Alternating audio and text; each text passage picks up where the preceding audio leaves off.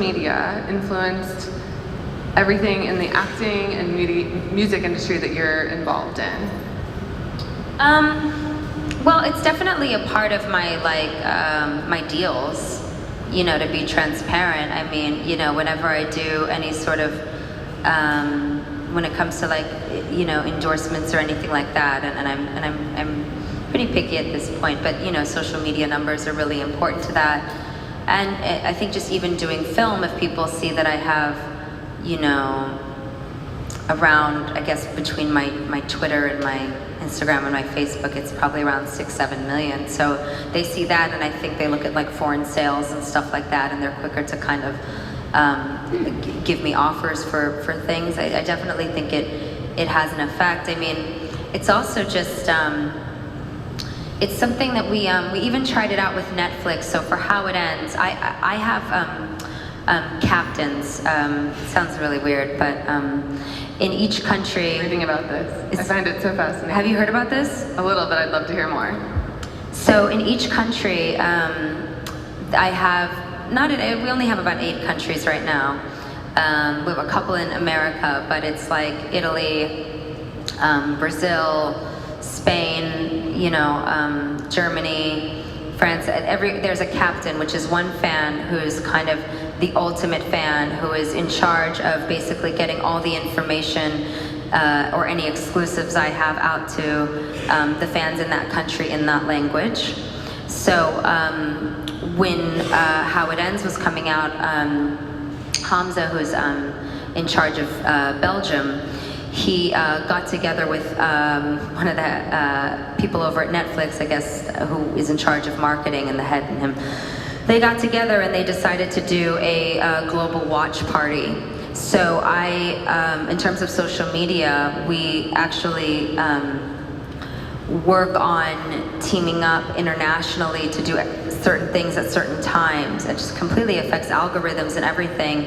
And it was actually the first time I'd actually used my social media with promoting a film, which was really fun because, you know, it brings the fans in and it brings the people that are watching my stuff in, and that's something that I've always been really excited about, is to bring in the people that are actually watching my stuff to a part of like promoting it and being on the inside and kind of working it from the inside out. So that was, it can absolutely affect it. It's limitless, really. Social media is limitless. I mean, I will say that because I have a lot of young girls, that it can be very dangerous. I think if you follow the wrong people, or you're focused too much on the external and you're not looking at enough healthy stuff or enough sort of empowering stuff, and it's only about a bunch of models and a bunch of makeup, I think that can be really dangerous. I follow a bunch of yummy food, I follow a bunch of spiritual, a bunch of motivational people, I follow a bunch of like really amazing women, you know, that are just powerful industry titans, you know. So I just think it's just be careful with how, like, just balance out who you follow, because you'd be surprised at what can get into your subconscious if you follow too many of the wrong people. Not wrong, just balance it out. Well, I think that's a great point. I totally agree. I am very fascinated by your whole captain thing. I feel like I've heard so many interesting ideas in the social media space, but I haven't heard many people doing that. That was an idea, and I have to give him credit whenever I get asked about this, because that was from Scooter Braun. I remember sitting on his couch, and he showed me Bieber Army, and he's like, he gives her all these exclusives for Justin Bieber. And I just thought that was really amazing. And I said, well, I could do that, but I could do it internationally. It was at a time where I had an email from my fans, and this was like at the beginning of when Twitter kind of first launched, which was around like 2009. And I didn't think I was gonna like be much bigger than like the million at the time followers that I had, or even that. I think I had like in the thousands. It wasn't anything. And I couldn't keep up. I just couldn't keep up. And, you know, there were a few times where I would find out about a fan that was sick, or somebody who was really sad, or somebody who was going through a really hard time, or something like that, and I couldn't get to them quick enough, and I got really frustrated. So we put this plan into motion, and then a couple captains turned into 3, turned into 4, turned into 5, 6, 7, and then anytime there's an emergency, or anytime like somebody is sick, or something like that, something that needs a message that needs to get to me, they go to the person in that country, and then they have my cell phone and my email and anything, and they reach me immediately, and we deal with it.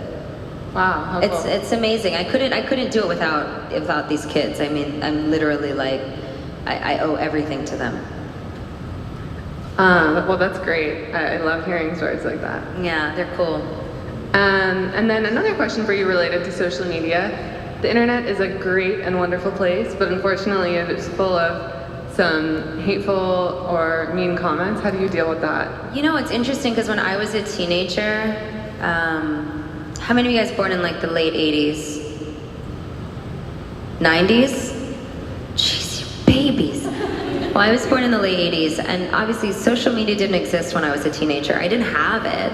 So I don't even understand what a lot of girls must be experiencing now, having to have something to constantly compare it to. Like, all I had was a couple Janet Jackson posters. Like nothing was that dangerous. It's very scary. I mean, I don't see a lot of it. I set up blocks on my Instagram, certain keywords that I will just not see because I am African American, I'm Jewish, I'm pro LGBTQ. Like, I'm the perfect target. So, I just think you just have to be incredibly careful, not spend too much time on it. I think that's hard to say at something like Simply LA, where it's like, it's all about social media and influencers and stuff like that. But the best way to excel at social media is to have a goal and say, this is the kind of message I want to put out into the world. This is the kind of style I want to put out into the world, and not spend too much time on it, because you wind up constantly comparing yourself to these almost, unreachable goals, and I find myself doing it. I find myself looking at someone who might be taller or on covers of magazines or skinnier than me, and I'm like, why do I care? Like, you just have to constantly retrain your mind. So don't spend too much time on it, but still spend enough time to put out what you want to inspire the world with. It should be about you, not about other people, and not about validation from other people. And then I think you'll win. Great, well, thank you so much. I think we're going to move into the Q&A portion. I'm sure everyone has some burning questions for you. I don't think so. So if you guys have any questions, we'll be passing the microphone around. Yeah. Actually, I use two different ones. I've been using Fenty a lot. Somebody put it for a movie, and I was like, what is that? And it's Rihanna's, and I'm obsessed with it, with this Black Brilliance contour. And I've also been using that L'Oreal Illumination, the new one, and it's like a liquid foundation. It's really, really good. Thank you. I feel like I finally found a good mix, and it's just I mix them. I start with, it depends on what kind of day I'm having. If I'm having a super dry day, I always start with I actually start with a Laura Mercier, the tinted moisturizer, and just kind of get that or you start with a moisturizer or whatever. If I'm having an oily day, I go right into my Fenty. Thank you. Hey, do we have some more questions here? How are you? I'm good. How are you? Thanks for coming to the event. Of course. So I grew up watching Vampire Diaries. Yes. And love Bonnie. But was it hard for you to break into other roles after the show ended? Because it did have 8 seasons. And was it difficult for you to find jobs afterwards? Because I know that whatever character you play, it's usually probably what you're going to end up acting more towards that. I've been really blessed, honestly. The show ended last year. That's what people don't realize. The show ended last year, and I'm somebody that I never take anything for granted. I didn't know what was going to happen, but I train. I train really hard, and I'm now going into maybe my 6th or 7th film since it ended. So yeah, no, I'm very blessed. Blessed by the best, so I'm good.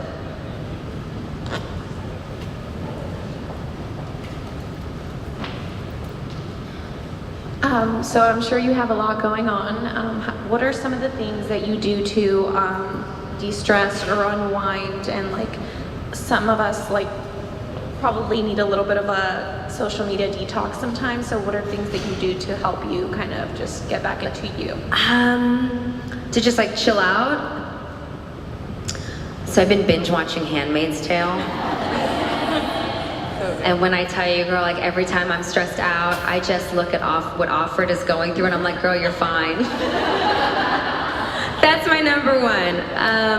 But actually I do meditate every day. I think sometimes when there's always a camera in front of your face or you have a lot of events, and I've had so much promo recently, like it can get to you and you think that all of a sudden you're like hot stuff, and it in a way almost can separate you from people in a weird way. You think you're different and you think you're separate. So when I meditate, I remember that we're all the same and there's no difference. Like even if you're sitting here and I'm sitting here, we're the same.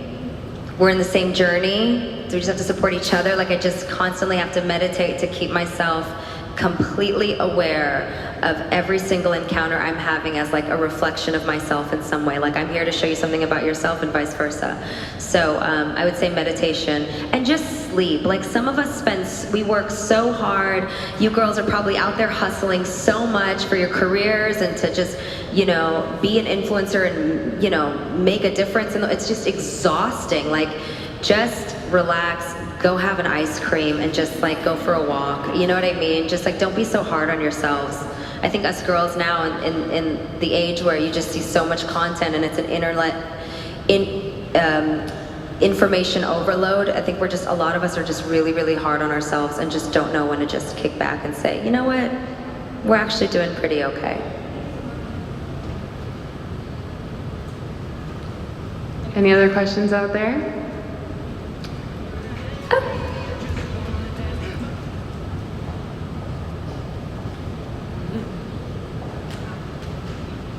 Okay, so I heard you were on The Parent Trap way back in the day. Way back in the day. Way back in the day. I was a baby. Well, we're all still watching The Parent Trap every time it's on TV. It's amazing. So I know this is kind of like not a question necessarily directed towards you, but are you excited for Lindsay Lohan's new documentary? This is the second time somebody asked me about this. Okay, where is this in Greece? I guess, I don't know. Okay. Yeah, it's on MTV's picking it up. I know there's been some anticipation. What's your take? I don't know. You know, I have to get through Handmaid's Tale first because I'm monogamous in my television. I agree. And then I need to watch Mariah Carey's because I haven't watched that yet. That's drama. It's a lot of drama. And then I can get to that. You know, anyone that I've worked with, especially as a little kid, which is different than you see people on TV, but I remember working with her as a little girl, and you know, I honestly just like wish her the absolute best. You know, it's tough in the industry. You don't see half the stuff that they put these girls through, or the pressures that they're under. So hopefully it'll shed some light on a lot of stuff for her, and it'll be, you know, a healing process for her. And I'll watch it after Mariah's. I gotta watch that first. Well, you seem very grounded, so you know, a lot of respect towards. Don't let the clothes fool you. Yes. Yes, I try and be really grounded. I try. Great role model, Kat Grant. Thank you.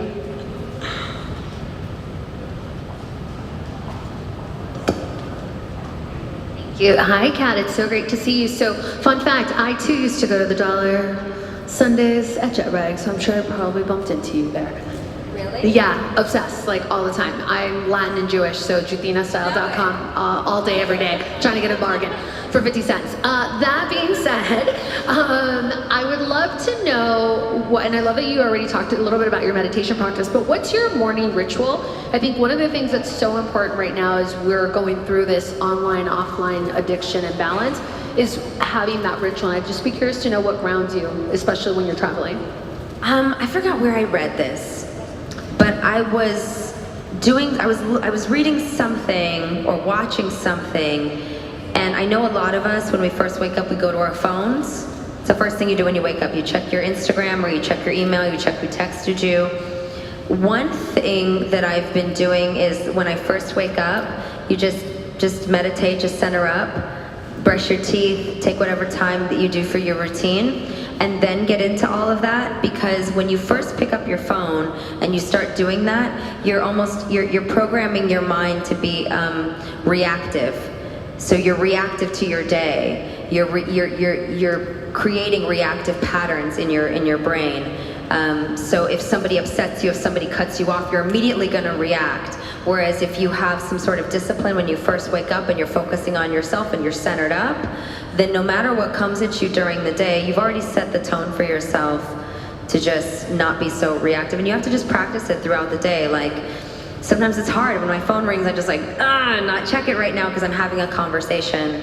If I'm in the middle of a meeting, like, and my phone's blowing up, just like put it away and like give the person in front of you like undivided attention and really connect. I think that's something that our generation's getting really cheated out of, is really this human connection that is so instrumental to our own happiness. I mean, you'll be much happier if you're not becoming consistently reactive.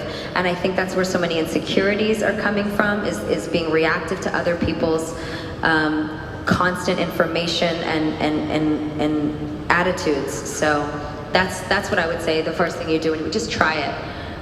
Just take out at least the first 30 minutes of your day and keep it to yourself before you share it with the world. Thank you. You're welcome. Great. Well, thank you, everyone. And thank you, Kat. Thank you, girls, for being here. I feel like I got to know everyone a little bit better, and thank you for doing this with me. Yeah, this is so fun. Do you see we got dressed together? You see? I'm gonna start doing like memos, like dress memos when I do panels from now on. I love that. Like, be like, did she just, like, you'll get like an invite, but then it'll be like a dress memo on it, so I'm sure it'll go off really well.